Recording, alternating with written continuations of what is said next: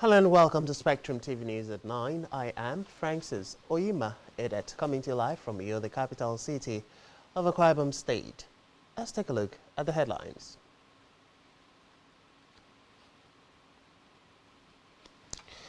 Senate approves 7.8 billion naira, 100 million pounds in federal government's borrowing. Organized labor threatens nationwide action over Ajero's arrest.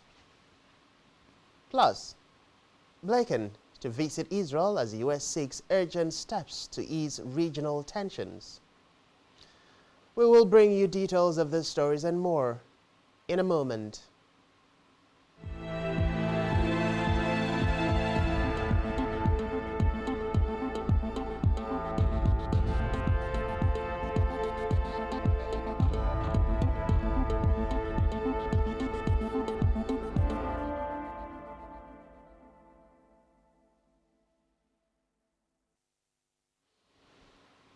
Many thanks for joining us. We begin tonight from the Red Chambers, where the Senate has approved the sums of $7.8 billion and 100 million euros in President Bola Tinubu's proposed 2022-2024 borrowing plan. Recall that the President had written to the Senate requesting consideration and early approval of the 2022-2024 external borrowing plan to ensure prompt implementation of projects. The President of the Senate, Godswill Akpabio, today also announced Tinubu's request for confirmation of the nomination of the 10 resident electoral commissioners for the Independent National Electoral Commission (INEC) in accordance with the provisions of Section 154, subsection 1 of the Constitution, with the Senate commencing their screening. The Senate also approved the appointment of 7 of the nominees of President Tinubu as resident electoral commissioners.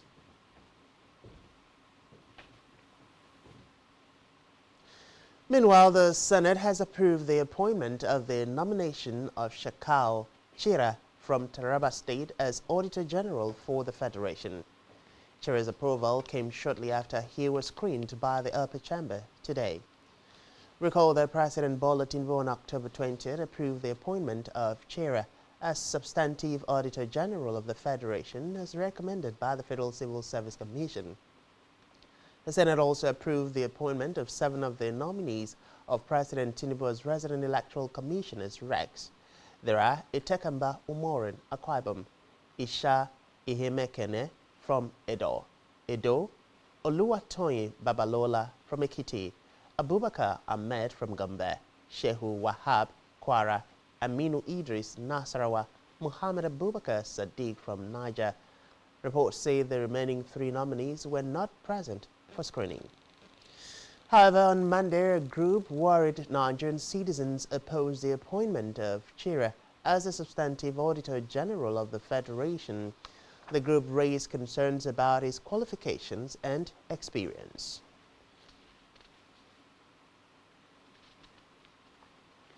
In the meantime, the Senate has launched a fresh investigation into the printing of new Naira notes produced by Nigerian Security Printing and Minting Company last year. The move to probe the printing of new notes was raised by the senator representing Edo North Senatorial District, Adams Oshomole, a member of the committee who demanded documents detailing the printing of the new notes. Recall that the Central Bank of Nigeria, CBN, had said it redesigned all major Naira notes, including 100, 200, 500 and 1,000 Naira notes, and will, by December 2022, commence circulation.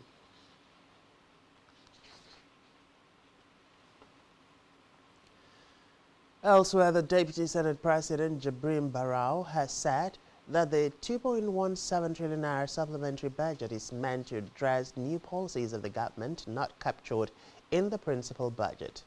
Speaking during a debate on the supplementary budget request by President Tinubu, Barau explained that it is normal for a new government to request for a new appropriation. Barau, who represents Kano North Senatorial District, argued that the last supplementary budget considered was forwarded by the last administration, while he commended President Tinubu for taking time to study the challenges facing the nation before forwarding the supplementary budget. We move to the Green Chambers now, where the House of Representatives is to investigate the money expended on the postponed 2023 population and housing census by the National Population Commission (NPC). The House met this resolution today following a motion from Dominic Okafor drawing attention of the lawmakers to the 200 billion naira spent so far on the census. The lawmakers, however, disagreed on conducting the census this year due to insecurity. Recall that President Muhammadu Buhari had approved the postponement of the 2023 population and housing census earlier scheduled for May 3rd to 7th to a date to be determined by the incoming administration. Now, the present administration of Ahmed Bola Tinubu. Buhari had given the approval for the postponement after a meeting with some members of the then Federal Executive Council, the chairman of the National Population Commission (NPC), Nasir Isa Kwara, and his team.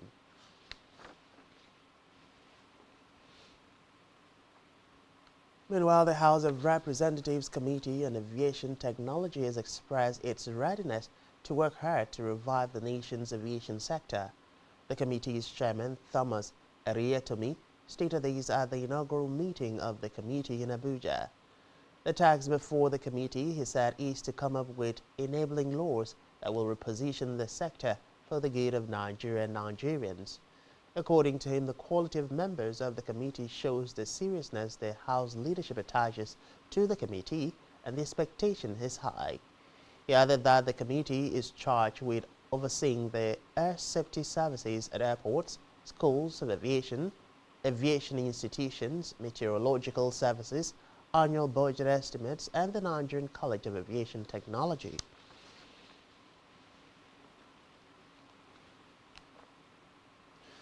To the seat of power, where President Bola Tinubu today said ministers in his cabinet will only retain their offices based on the performances, which will be reviewed periodically. Tinubu made the assertion when he declared open the 2023 cabinet retreat for ministers, presidential aides, permanent secretaries, and top government functionaries held at the State House Conference Center, Abuja. Tinubu noted that his special advisor on policy coordination, Hadiza Usman, who will spearhead the result delivery unit, will closely monitor the performances of the ministries, departments, and agencies across the 8 priority areas of his administration. He also made it clear that performances would be evaluated and accountability upheld. This includes a performance bond to form the basics of periodic reviews and evaluations. Meanwhile, President Tinubu has hinted that the challenges bedeviling the solid mineral sector will be a thing of the past, as his administration is determined to tackle the difficulties inhibiting the ease of doing business in the sector. He also assured those interested in investing in Nigeria that his government was determined to create a conducive atmosphere for genuine businesses to thrive. Tinubu made this known at the 2nd edition of the African Natural Resources and Energy Investment Summit in Abuja. He warned that government would no longer tolerate criminal adventurers and their criminal collaborators. According to him, the government will do everything possible to lower the risks of investment by overcoming the temptation to interfere in the legitimate business operation of duly licensed miners.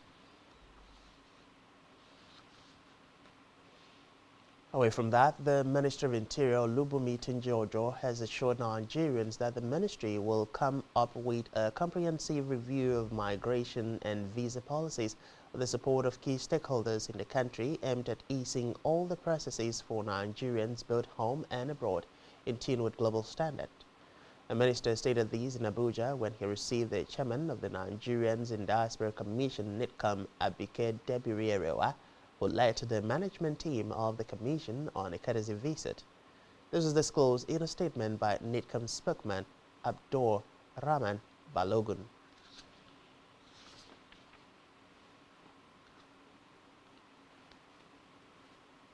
According to the statement, the minister said the ministry is worried about lopsidedness in some migration and visa policies, which tend to make Nigeria a dumping ground. Meanwhile, the federal government has decried the use of tobacco among youths in the country. The government said it was concerned that adolescents between ages 13 and 15 had reportedly used e-cigarettes. Minister of Youth Development, Dr.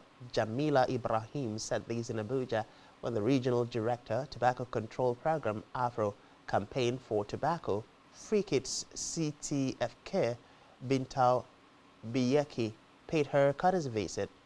Reports say a recent assessment conducted by CTFK has revealed a widespread use and access to tobacco among youths in Nigeria.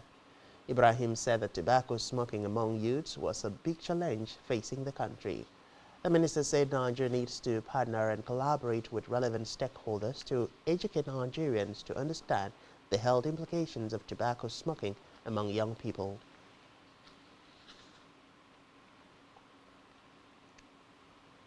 In another development, the president of the Nigeria Labour Congress, NLC, Joe Ajero, has reportedly been arrested in Owerri, the Imo State capital. The head of media at the NLC headquarters, Benson Opar, stated this in an online message to newsmen. He said Ajero was picked up from the NLC State Council Secretariat by heavily armed policemen in Owerri and taken to an unknown destination. Reports say the NLC is leading a statewide protest and strike in Owerri over what it described as lack of respect for workers, unpaid salaries, amongst others.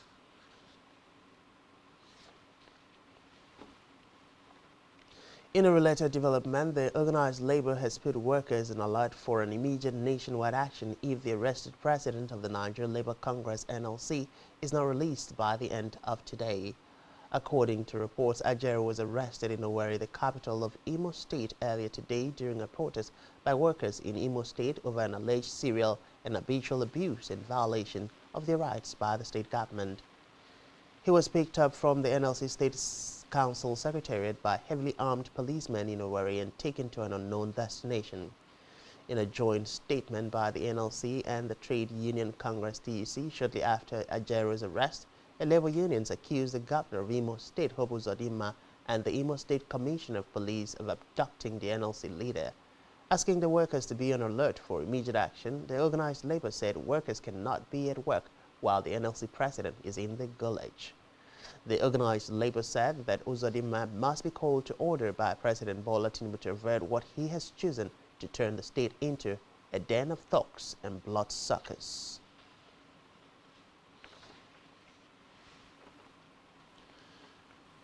Moving now to the judiciary, where the Court of Appeal sitting in Abuja today sacked the former governor of Benue State, Gabriel Suswam, from the Senate. The appellate court, in a unanimous decision by a three-member panel of justices, said it was satisfied that Suswam was not the valid winner of the senatorial election that held in Benue Northeast on February 25. It faulted the judgment of the Benue State National Assembly Election Petitions Tribunal, which returned Suswam of the People's Democratic Party (PDP) to the Senate after it nullified the election victory of Emmanuel Odende of the All Progressives Congress (APC). According to the appellate court, the tribunal wrongly evaluated the evidence that was presented before it by the parties in the matter and thereby arrived at an erroneous conclusion that upheld the petition Suswam filed to challenge Odende's election victory. Consequently, the court voided the judgment of the tribunal, saying it found merit on the appeal that was lodged before it by the APC candidate. Recall that the Independent National Electoral Commission (INEC) had declared Odende as winner of the senatorial election after he polled a total of 135,573 votes to defeat Senator Suswam, who garnered 112,231 votes. Meanwhile, the Rivers State High Court, sitting in Isiokpo Division, Ikwere local government area, has issued an interim order restraining the Rivers State House of Assembly and the Speaker, Martins Amawule, from carrying out any action with respect to the impeachment of Governor Siminalayi Fubara. Also restrained are the Deputy Speaker, the Clerk of the House, and the Chief Judge of the State. Justice Simon Chubuzo Amadi, presiding judge, Justice Ben White, issued the order following a suit filed by the governor. Justice White directed that the parties should maintain status quo pending the determination of the motion on notice. A judge adjourned the suit to 14 November 2023 for hearing of the motion on notice.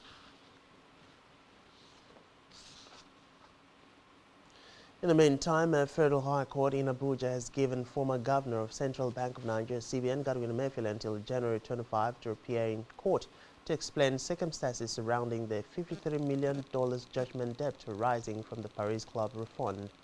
Justice Iyankora, in a short ruling, gave Emefiele another opportunity to appear in court in person, or an arrest warrant will be issued against him. A development followed a plea by Emefiele and CBN's counsel, Audu Anuga, senior advocate of Nigeria, that all efforts to ensure that the former CBN governor appeared in person on the order of the court were unsuccessful, as he was still in custody.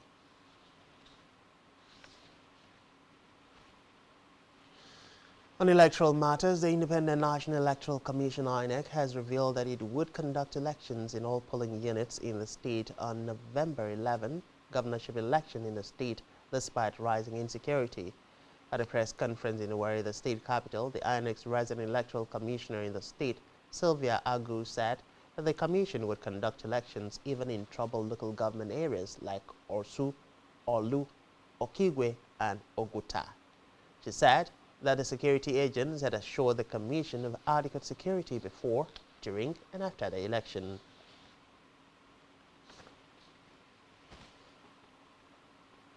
To financial crime now, where operatives of the Economic and Financial Crimes Commission (EFCC) have arrested 69 suspected internet fraudsters in Ile-Ife in Osun State. They were arrested today at Oduduwa estate area of Ile-Ife following actionable intelligence on the suspected involvement in fraudulent internet-related activities. The EFCC said the suspects will be charged to court as soon as investigations are concluded.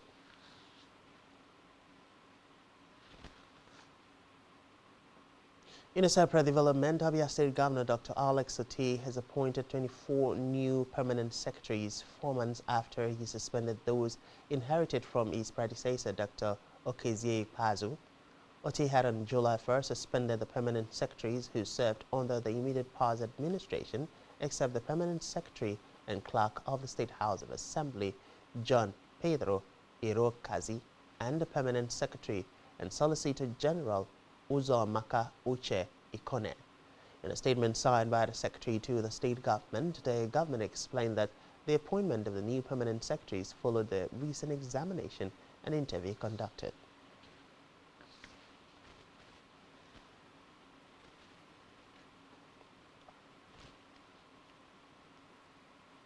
Still to come in the news. Job openings unexpectedly rise. To stay with us.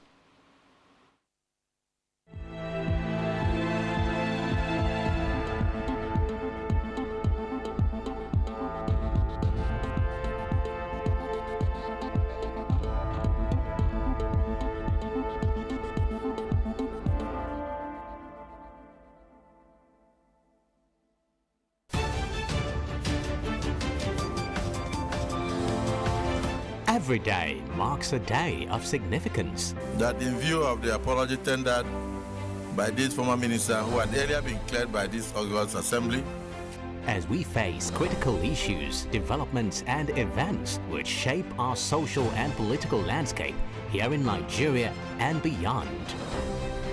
Political Spectrum is a program specially designed to help make sense of all the moving parts of developments and occurrences in our nation's polity and political economy. There is nothing wrong with Nigeria, but there's everything wrong. The educational history of public figures holds significance beyond mere biographical details. From executive, legislative and judicial developments at national and subnational levels to international diplomacy and relations. Join us for exclusive interviews with key political figures, expert opinions, analysts, thought-provoking conversations for and against, shedding light on the major issues that matter. We will always keep you updated on the most factual, smartest and unbiased reportage. Stay tuned to Political Spectrum. Political Spectrum. All sides matter at the round table. Political Spectrum. Exclusive to Spectrum Television.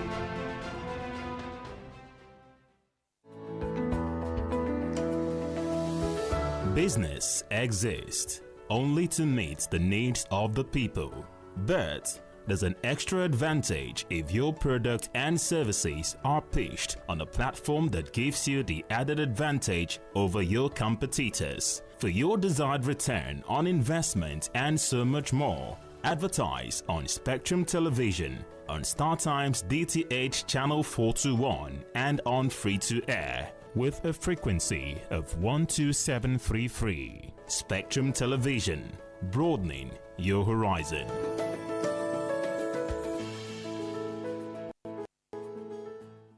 Nigerian police, which is the only one allowed by grossly abused. Our governors have to share police powers with the president as stipulated by the Constitution. We do not have a federal government police force. We have the Nigerian police force, which shall be administered, organized, and supervised by the Nigerian police force. No, my lord, I want to say something. I want to say something here.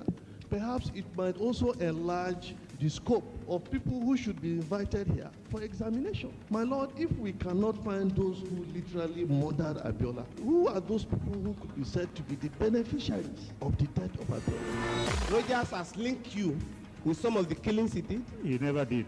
He linked you with the attempted murder of Hebrew. He did not. My lord, the Matters Council is leading the evidence in our matters. Is this an adversary proceeding? It's not, my lord, but we can't be talking about cases which are in court. Is this an adversary proceeding? It's not, my lord. These cases are in court, my lord. I'm just reminding your lordship. My lord, sorry, my lord, I think I'll be in cross-examination. Legally Speaking, a program that deals with legal issues and questions we face as citizens of this amazing country, Nigeria. Legally Speaking. Join us every Friday from 5 p.m. to 6 p.m. for Legally Speaking. Every society is premised on the quality of relationships forged by its inhabitants. The health of these relationships determines how well people, relationships, organizations thrive and how long they stick together.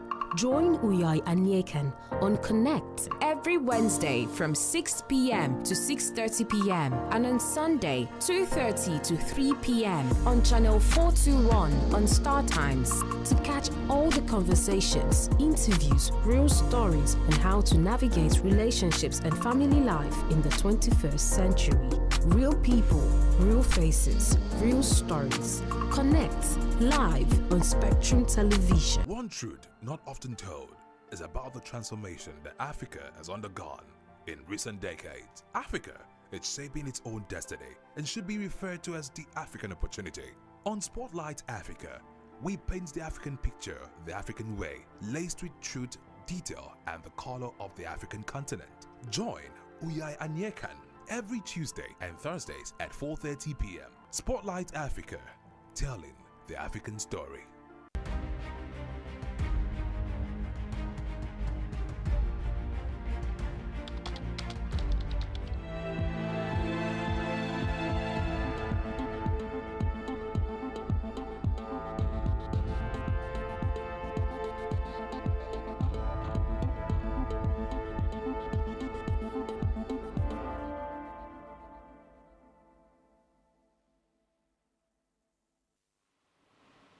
Many thanks for staying with us, and now to the rest of our news stories.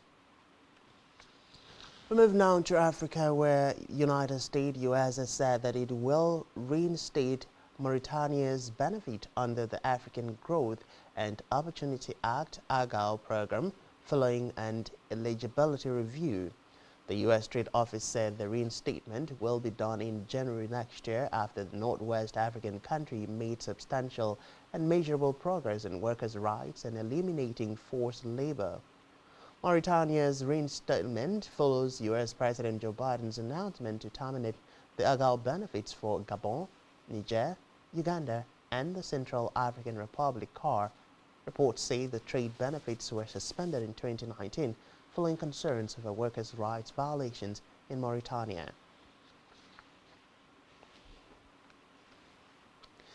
Still in Africa, Uganda's cabinet has approved a bill allowing the state-owned oil company, Uganda National Oil Company, UNOC, to source and supply oil to the domestic market. According to reports, if approved by Parliament, the bill will end the current arrangement of importing oil through Kenya distributors. Energy Minister Ruth Nankabiwa said that the change aims to improve the security and supply of petroleum products to the country. She criticized the existing arrangement with Kenya, saying that it exposed Uganda to occasional supply vulnerabilities where Ugandan oil marketing companies were considered secondary whenever there were supply disruptions, subsequently raising oil prices in Uganda.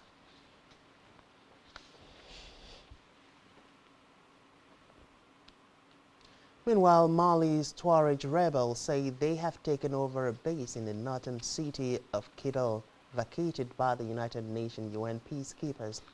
The Tuareg coalition claimed victory on social media, saying it was in control of the Kidal base. Reports say it was the third and last camp to be evacuated by the mission in the Kidal region, which has been hit by jihadist and separatist violence. Meanwhile, the UN mission in Mali, MINUSMA, said it ended its presence in Kidal in a hurry after its last convoy of peacekeepers suffered 2 explosive attacks on the way to Gao, another key town in the north.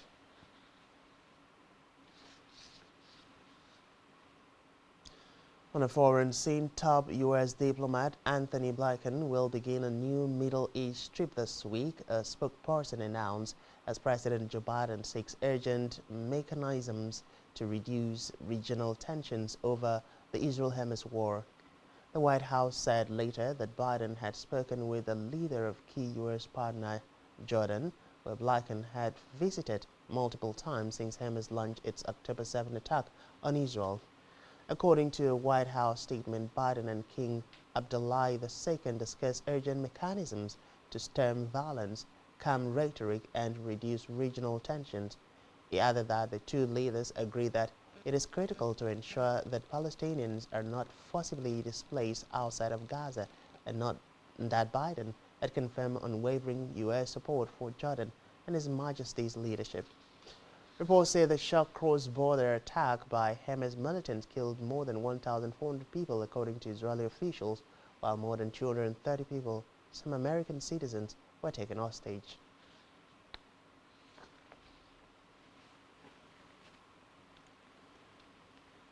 Still on the foreign scene, Bolivia has cut diplomatic ties with Israel over what it describes as aggressive and disproportionate military actions in Gaza.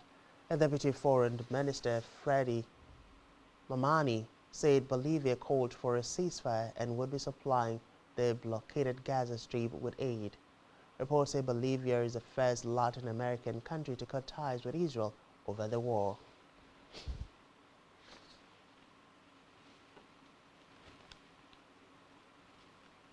In the meantime, scores of foreign passport holders started leaving the Gaza Strip today after Egypt opened the Rafah crossing for the first time since the Israel-Hamas war began in October 7th.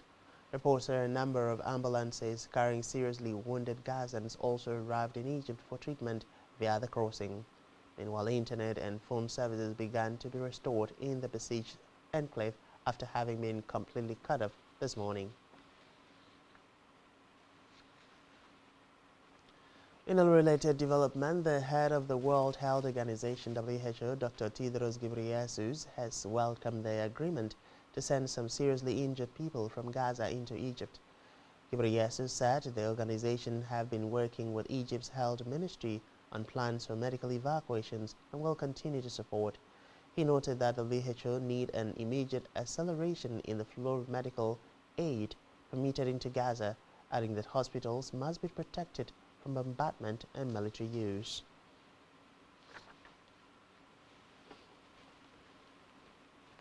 Elsewhere, digital officials, tech company bosses, and researchers are converging today at a former code-breaking spy base near London to discuss and better understand the extreme risks posed by cutting-edge artificial intelligence. A two-day summit focuses on so-called frontier AI notch-up, an early achievement with officials from 28 nations and the European Union signing an agreement on safe and responsible development of the technology. Frontier AI is shorthand for the latest and most powerful general-purpose systems that take the technology right up to its limits, but could come with as yet unknown dangers. Reports say they are on the point to buy foundation models which power chatbots like OpenAI's ChatGPT and Google's Bard and are trained on vast pools of information scrapped from the internet. Meanwhile, the AI Safety Summit is a labor of love for British Prime Minister Rishi Sunak, a tech-loving former banker who wants the UK to be a hub for computing innovation and has framed the summit as a start of a global conversation about the safe development of AI. Meanwhile, France has placed 3 departments in Western France in red alert as Storm Chiran is expected to hit the country's northwest and warn residents in the departments concerned to avoid any travel overnight. Reports say the storm will be accompanied by heavy precipitation with 30 to 50 millimeters of rain expected over 6 hours in Finistère, Morbihan and Côte d'Armor, which have been placed on orange alert for possible flooding. Interior Minister Gerald Damanin called on residents in the departments concerned to avoid any travel overnight from today to Thursday. Meanwhile, rail traffic will also be interrupted on Thursday on all 3 lines in the Brittany, Pays de la Loire, Normandy and Centre Val de Loire regions, as well as in Hauts-de-France.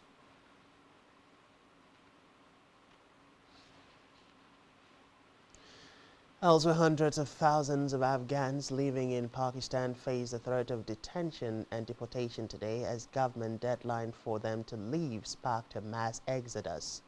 The government has given 1.7 million Afghans, it says, are living illegally in the country until November 1st to leave voluntarily or be forcibly released.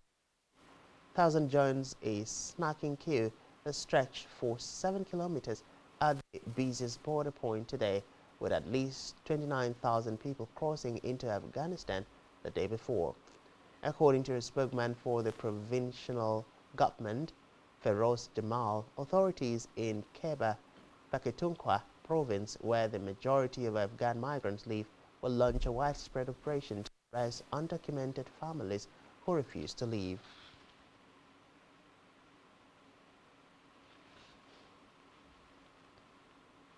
And it's now time for the latest business and stock market stories. Here is Blessing Dixon.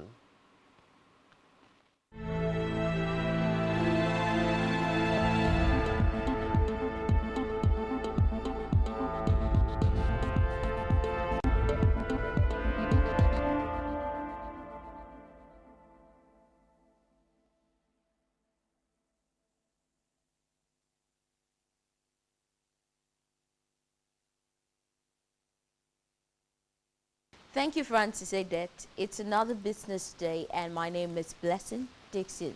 In the news, U.S. job openings have unexpectedly risen. The number of jobs openings in the United States increased by 56,000 from the previous month of 9.55 million in September 2023, reaching the highest level in 4 months and exceeding the market consensus of 9.25 million. During the month, job openings saw growth in accommodation and food services plus 141,000 and in arts, entertainment and recreation 35,000. Conversely, job openings declined in other services minus 120,000, the federal government about 43,000 and information 41,000. Regarding regional distribution, job openings rose in the south plus 126,000 and the northeast with 26,000, while the decline in the west was 72,000 and the midwest 24,000, according to the U.S. Bureau of Statistics.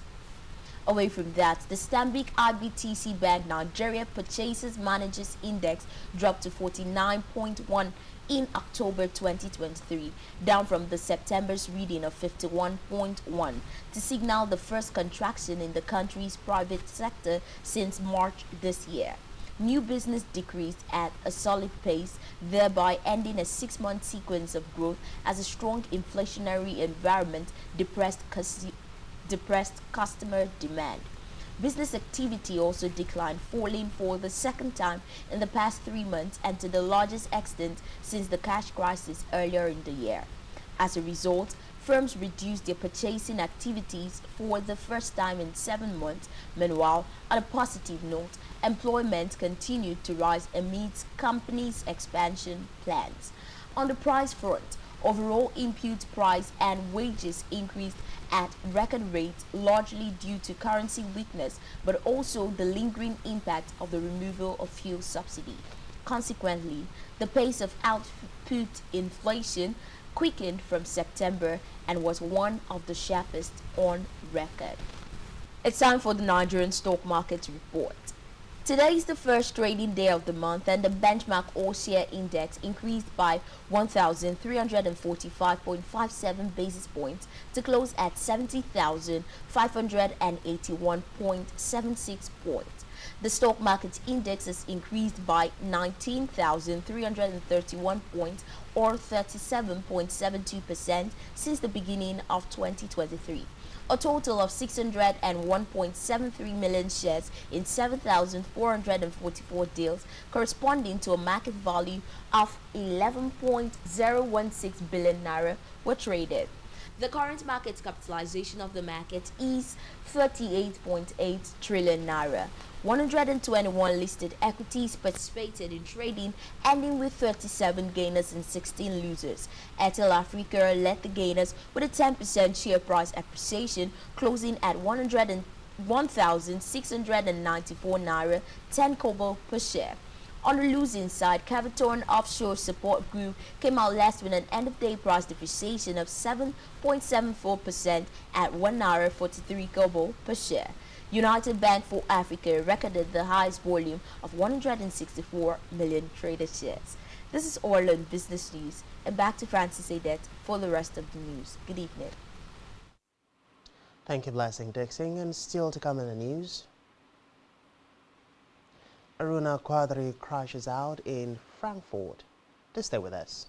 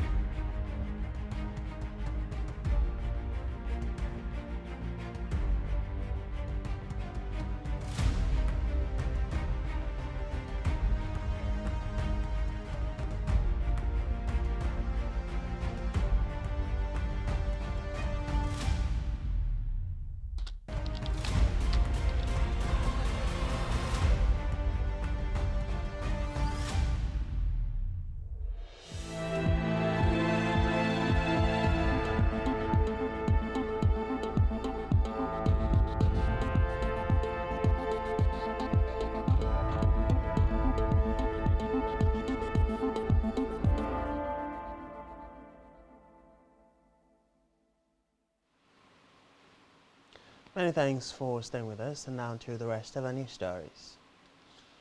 In health, stakeholders in the pharmaceutical industry have called for a boost in the local production of drugs to fortify the health system and improve response and preparedness for epidemics. They noted that there is a need for drug manufacturers to collaborate with the government to increase the capacities of local production. The pharmacies who spoke with journalists noted that a rise in local drug production will aid in resolving some of the biggest issues plaguing the pharmaceutical sector, which have resulted in the scarcity of essential drugs. According to them, local production will promote drug security and reduce the level of importation so that 70% of essential medicines are available.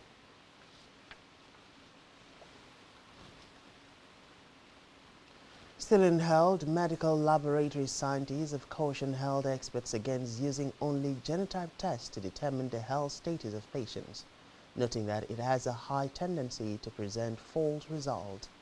They bemoan the fact that over-reliance on genotype testing has caused a lot of hazards in the medical laboratory sector in Nigeria. They spoke during the 2023 workshop on the Initiative for Medical Diagnostics Awareness Program held at Lagos State University Teaching Hospital with the theme Hemoglobinopathy Diagnosis and Mixed Diagnosis.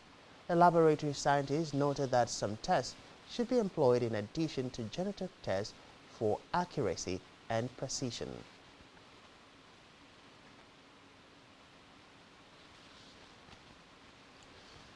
Over now to Utbed David for the latest sports stories.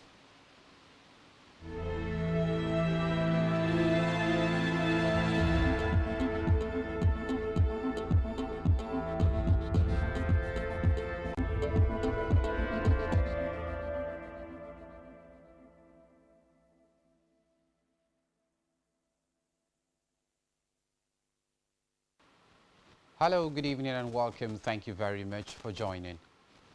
In sports, the World Table Tennis Open continued in Frankfurt, Germany, and it was a day to forget for Nigeria's star Aruna Quadri. Aruna arrived at the competition brimming with confidence after he successfully defended his African title. The Nigerian international is expected to roll over the Denmark international, Jonathan Groth, who is making his debut in the competition, but it was never meant to be. Jonathan Groth produced a magnificent performance to bundle out Aruna Quadri with a commanding 3-0 victory. The result was shocking to the entire table tennis world, and after Aruna Quadri's ouster, the hope of Africa now rests with Omar Assa of Egypt, who secured a 3-1 victory in his game. Moving on, barely 2 weeks to the opening match day of the 2026 World Cup qualifiers, African soccer governing body has made questionable decisions about the games, saying there won't be usage of the video assistant referee. 2-round games will go down in less than 5 days across the continent of Confederation of African Football, and they have made some key decisions. The football body earlier today announced that video assistant referee will not be available for the games. Nigeria's Super Eagles are among the countries that will play in the qualifiers and will host the Crocodile of Lesotho in the opening game at the Godswill Akpabio International Stadium in Uyo. Finally, the Confederation of African Football today listed Nigeria forward Victor Osimhen, Egypt's Mohamed Saleh, and 27 others as contenders for the 2023 Men's African Player of the Year Awards. CAF announced the Gala Awards billed to be held on December 11th, 2023 in Marrakech, Morocco, on their official website. 30 players met the cut for the top prize, CAF African Player of the Year, while 20 players have been nominated for the CAF Interclub Player of the Year, Coach of the Year, CAF National Team of the Year, and Club of the Year have 10 nominees each, just as CAF Young Player of the Year for the players under the age of 21. CAF maintained that the ultimate winner of each category will be decided after votes from a voting panel consisting of the CAF Technical Committee, media professionals, head coaches, and captains of media associations and clubs involved in the group stages of the interclub competitions. And that's all we have for you on sports this evening. I am Mutabe David.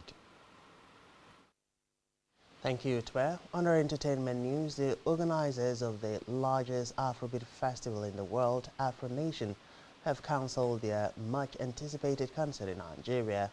Afro Nation is a yearly event celebrating Africans in the diaspora and is widely regarded as one of the biggest concerts globally. The Afro Nation Festival debuted 4 years ago in Portugal. Recall that the organizers had in September announced December 19 and 20th as the date for its first ever concert in Nigeria.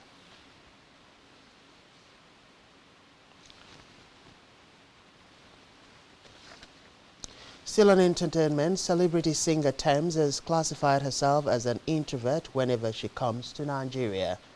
This, she said, is because she has little or no liberty to go out at will. The musician revealed in an interview where she said Nigerians are always observant, and as soon as she lands, wherever she stays, people around there always know. Even though Thames admitted that in America, where she currently resides, she is still noticed, but not as much as it is in Nigeria. According to Thames, Nigerians are very interested in drama and they always want to know what is going on.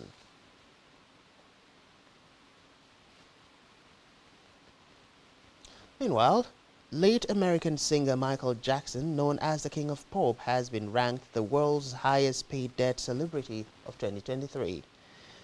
He was named the highest earning deceased celebrity on Forbes magazine 2023 annual list. Released with an estimated $115 million in earnings, this is the first time Jackson has held the top spot in 4 years. Jackson's late father-in-law, Elvis Presley, came in second place with an estimated $100 million in earnings. Other deceased celebrities who made the top 13 deceased list include Bob Marley, Prince, John Lennon, and Whitney Houston.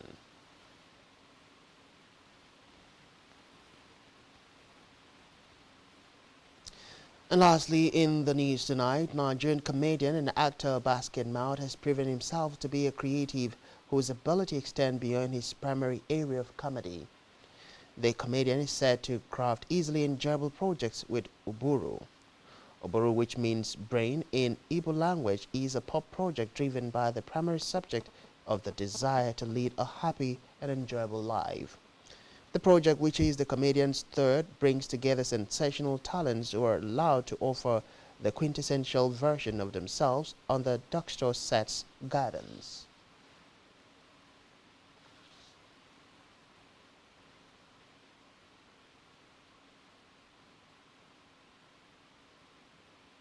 And that's all we have for you at this time. Do ensure to follow us on social media and subscribe to our YouTube channel, all of which you can find on our website, spectrumtvlive.ng. You've been watching Spectrum TV News at 9. I am Francis Oyima, edit. Many thanks for being there. Do enjoy the rest of your night. Happy New Month.